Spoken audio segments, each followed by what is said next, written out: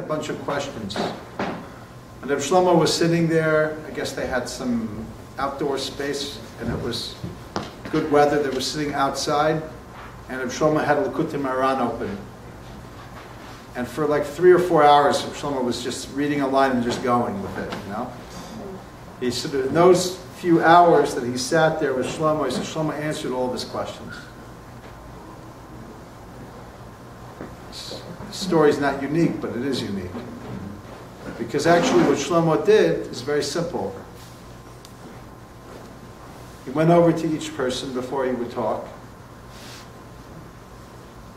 And when he would give them a hug,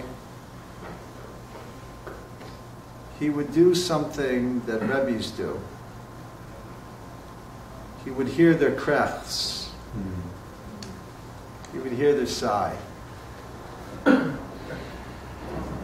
Maybe he will look at their clothes and see, you know, how old their shoes are. When was the last time they took a haircut? How they smelled? Who knows, right? In 1 second, right, he was getting all this information.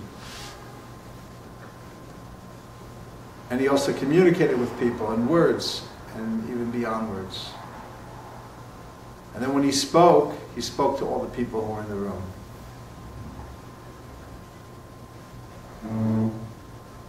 How did he learn to do that? Through practice. But what manual did he taught him to do that? Rabbi Nachman.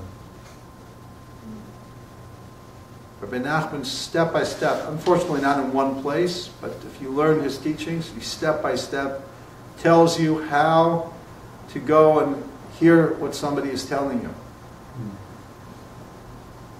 And then how to bring into their soul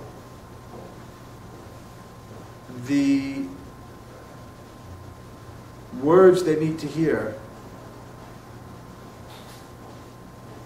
You know, Rabbi Nachman said there'll come a time that people will question God's existence. He said, but there's going to be a bigger question. Now we can maybe survive. There's going to be a time when people question their own self-worth and their right to exist and their reason for existing. Because the truth is it's connected. When I start questioning God's existence, I'm really questioning my own existence.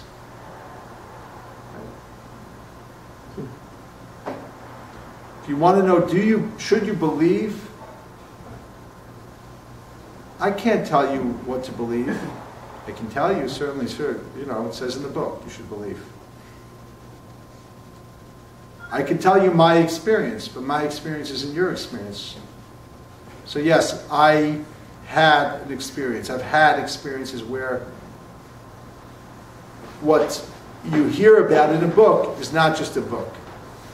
It becomes real. It's a vision that you see clearly there is a God. I can share that with you. Maybe that'll inspire you for a minute or two, but it's not your vision. It's my vision. And even my vision, it was years ago. The clarity is, you know, wanes with the years, with time. Sure, I feel it again, but not like, you know, a Har Sinai moment, the moment where you stand at Sinai and God reveals himself, it doesn't happen every day.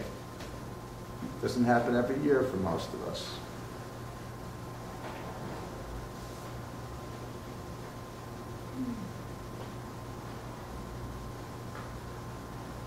But I can tell you that Rabbi Nachman said, help people believe in themselves. Help people believe that we're not just, like he says, if you believe you can destroy, you can believe you can heal and fix.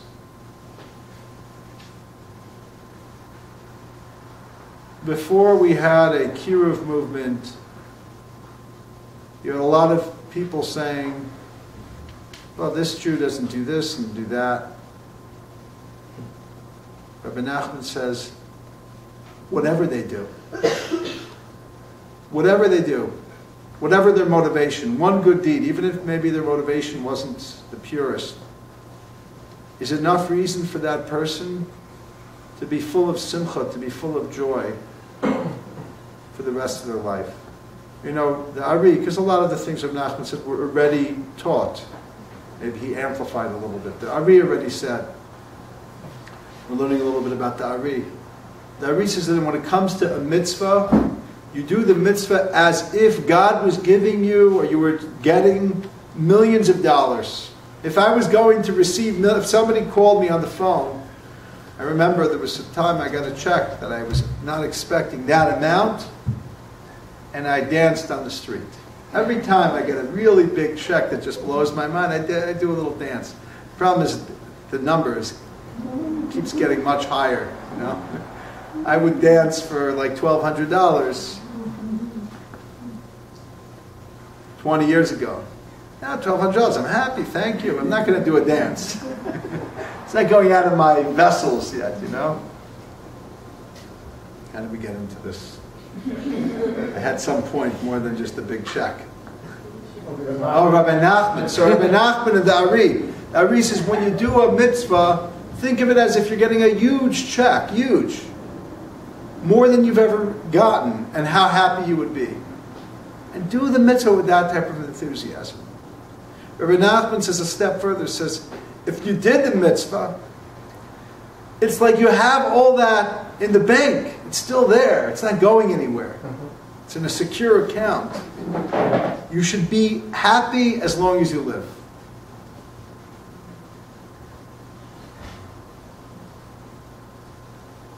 And you could say, what a terrible thing, because it's going to help people do nothing, because they'll feel empowered to do nothing because they don't have to. You feel good about yourself because I did it. You know, in 1982, I remember I did this mitzvah. I'm rich now. I mean, I can't show it in the bank, but I know in Gan Eden it's big. It's big.